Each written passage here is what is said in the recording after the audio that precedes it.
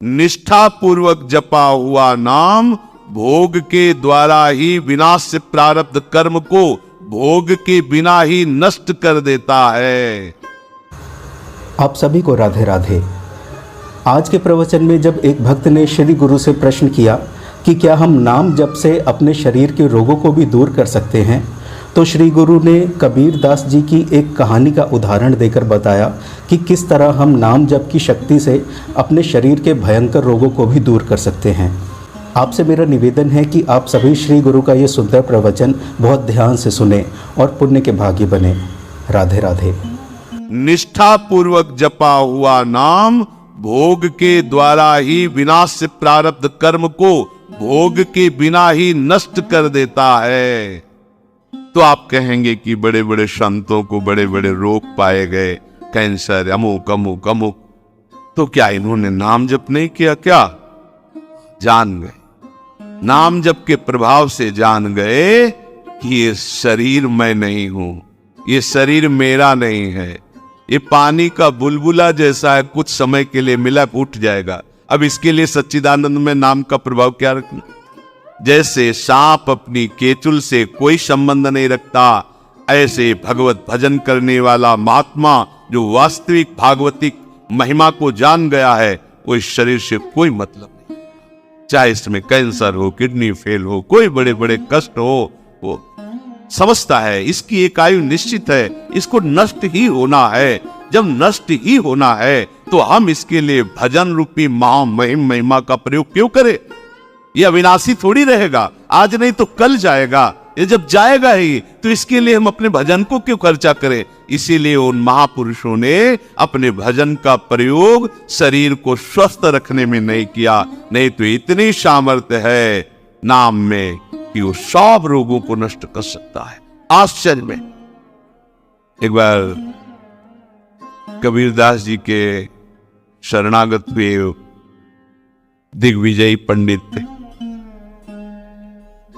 गंगा स्नान करने जा रहे थे।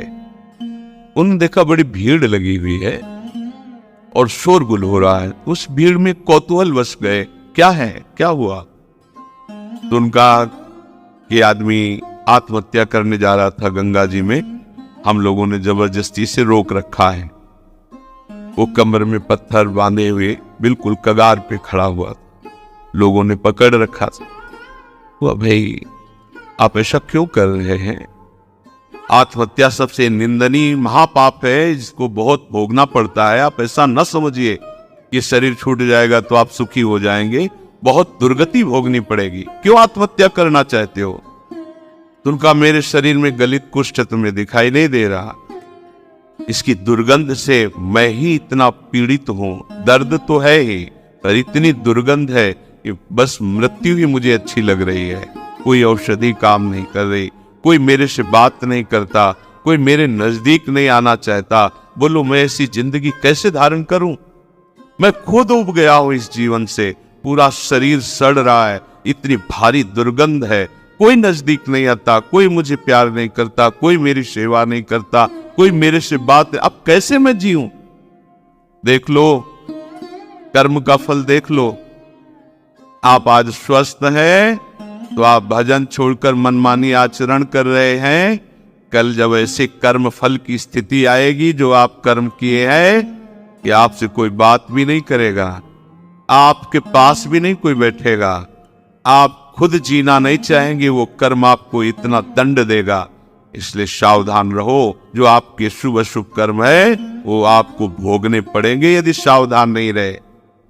उन्होंने कहा कि तुम भगवान नाम की महिमा को जानते नहीं हो। यदि नाम महिमा जानते तो तुम आत्महत्या करने के लिए न जाते। छोड़ो पत्थर, मैं जो कह रहा हूं मेरी बात मानो। कमर से रस्सी से में जो पत्थर बांधा था छोड़ दिया। बोले खड़े हो गंगा जी में और राम डुबकी लगाओ, राम डुबकी लगाओ। 3 बार बोले, एकदम खत्म। ये उनकी कोई सुकृत नहीं थे जिसके शरीर में गलित कुष्ठ था। एक तो ये महान विद्वान शास्त्रज्ञ दूसरी बात गुरु कृपा पात्र, तीसरी बात नाम महिमा को समझ चुके थे कबीरदास जी के द्वारा। कबीरदास जी ने इन्हीं को परास्त किया था। ये दिग्विजयी पंडित थे, कोई इनके सामने टिकता नहीं था, सब शास्त्र इनकी जिह्वा पे विराजमान थे।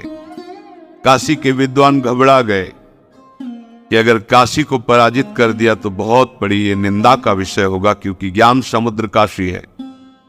होगा इससे तो जीत पाना बड़ा कठिन, इसकी तो जिह्वा पे सरस्वती बैठी हुई है। उन्होंने कहा कि यदि हमारे यहाँ के सबसे बड़े पूज्य महापुरुष कबीरदास जी अगर वो हार गए तो पूरी काशी हार गई, तुम उनको परास्त करो जाकर। यहाँ किस किस से आप विद्वता पूर्वक वाक युद्ध करेंगे, एक से एक विद्वान है, सालों लग जाएगा। हम सब सहमति देते हैं कि आप कबीरदास जी को परास्त कर दे, मानो वाराणसी परास्त हो गई। ठीक है, कबीरदास जी के पास गए, उन्होंने कहा शास्त्रार्थ करना चाहते हैं, हमें शास्त्र कहाँ आता है। कबीरदास बोले पराजय लिख दो, इसमें दस्तखत कर दो, वहां करवा लो जहां दस्तखत। बोले काशी के विद्वानों ने कहा है कि आपकी पराजय पूरी काशी की पराजित। तो बोले फिर रुक जाओ, हम तुमसे प्रश्न करते हैं कि पढ़ के समझे हो या समझ के पढ़े हो। अब जो हरि के चरणारविंद के प्रेम में डूबा हुआ है उसकी वाणी सरस्वती भी नहीं समझ सकती। पहली बार उसकी बातें ही समझ में नहीं आई कि बाबा प्रश्न क्या कर रहे हैं। फिर हाथ जोड़ा, कहा महाराज एक बार फिर प्रश्न कीजिए। तो उन्होंने कहा पढ़ के समझे हो कि समझ के पढ़े हो। जैसे कोई किसी को स्तंभित कर दे मंत्र के द्वारा, बुद्धि काम। पूरी सभा लगी हुई है कौतूहल देखने के लिए, वो ये शास्त्र खोले वो शास्त्र खोले, कुछ हम महाराज हमारे तो प्रश्न ही की धारा समझ में नहीं आ रही।